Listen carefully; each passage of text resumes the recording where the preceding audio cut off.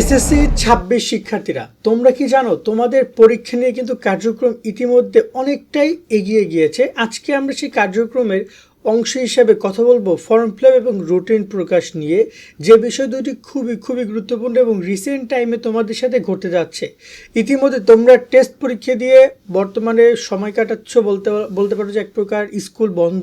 So অনেকে হয়তো model test অথবা এক্সট্রা কোচিংয়ের প্যারার মধ্যে আছো, বাট এছাড়া স্কুলে তেমন কোনো কার্যক্রম নেই। এবং তোমাদেরকে বলতে চাই, এই যে শোভন স্টাডি চ্যানেলটা, এটা কিন্তু তোমাদেরকে হেল্প করবে এখন থেকে পরীক্ষা পর্যন্ত আরও অনেক গুরুত্বপূর্ণ বিষয়গুলোতে, কারণ অনেক তথ্য স্কুলে তোমাদেরকে নিয়মিত টাইম টু টাইম জানাতে পারবে না।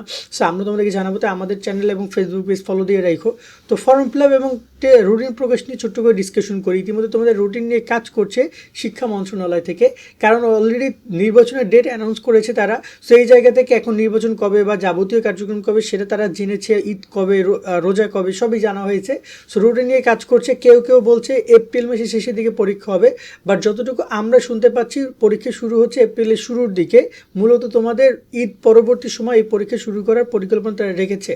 অন্য জায়গায় যদি কথা বলি ফর্ম ফিল আপ নিয়ে, এবং তোমাদের সাথে কথা বলি যদি তোমাদের রুটিন প্রকাশ নিয়ে, তোমরা জানো 31শে ডিসেম্বর থেকে তোমাদের ফর্ম ফিল আপ কার্যক্রম শুরু করছে শিক্ষা মন্ত্রণালয়।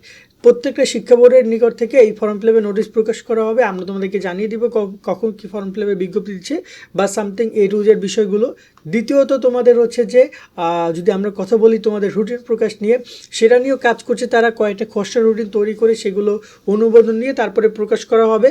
সো ওভারঅল রুটিনও তোমরা জানুয়ারির প্রথম সপ্তাহের মধ্যে পেয়ে যাচ্ছ।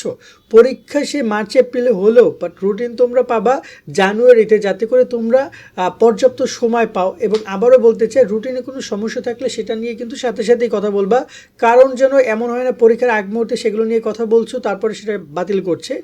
এই একটা বিষয় রয়েছে, কারণ গত বছরগুলোতে এমন আমরা অনেক দেখেছি। সো একটা বিষয়।